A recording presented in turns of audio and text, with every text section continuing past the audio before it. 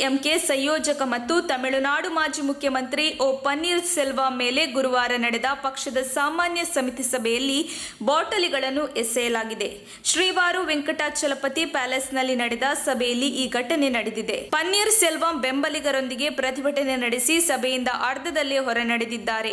ಎಐಎಡಿಎಂಕೆ ಸಭೆಯಲ್ಲಿ ಹೈಡ್ರಾಮಾ ನಡೆದಿದ್ದು, ಜುಲೈ 11ರಂದು ಮತ್ತೊಮ್ಮೆ ಏಕನಾಯಕತ್ವಕ್ಕಾಗಿ ಸದಸ್ಯರ ಬೇಡಿಕೆಯನ್ನು ಚರ್ಚಿಸಲು ಜುಲೈ 11ರಂದು ಪಕ್ಷದ ಸಾಮಾನ್ಯ ಮಂಡಳಿ ಸಭೆಯನ್ನು ಕರೆಯುವುದಾಗಿ ಪಕ್ಷದ ಮೂಲಗಳು ತಿಳಿಸಿವೆ. ಗುರುವಾರ ನಡೆದ ಪಕ್ಷದ ಸಾಮಾನ್ಯ ಸಭೆಯಲ್ಲಿ ಎಐಎಡಿಎಂಕೆ ಪ್ರೆಸಿಡಿಯಂ ಅಧ್ಯಕ್ಷರಾಗಿ ಅಮಿಲ್ ಮಗನ್ ಹುಸೇನ್ ಅವರನ್ನು ಆಯ್ಕೆ ಮಾಡಲಾಯಿತು. ಅವರು ಇಲ್ಲಿಯವರೆಗೆ ಹಂಗಾಮಿ ಪ್ರೆಸಿಡಿಯಂ ಅಧ್ಯಕ್ಷರಾಗಿದ್ದರು.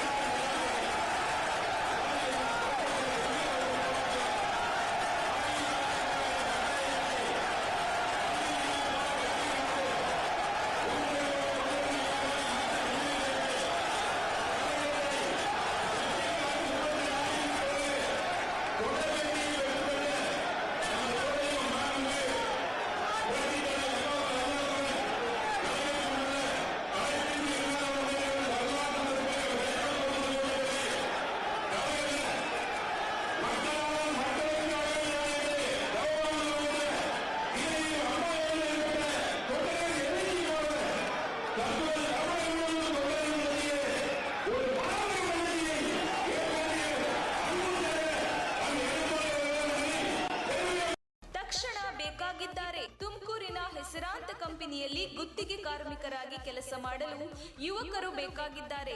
ಲೋಡಿಂಗ್ ಮತ್ತು ಅನ್ಲೋಡಿಂಗ್ ಕೆಲಸ ಮಾಡುವವರು ಬೇಕಾಗಿದ್ದಾರೆ. ವಿದ್ಯಾರ್ಹತೆ SSLC PUC.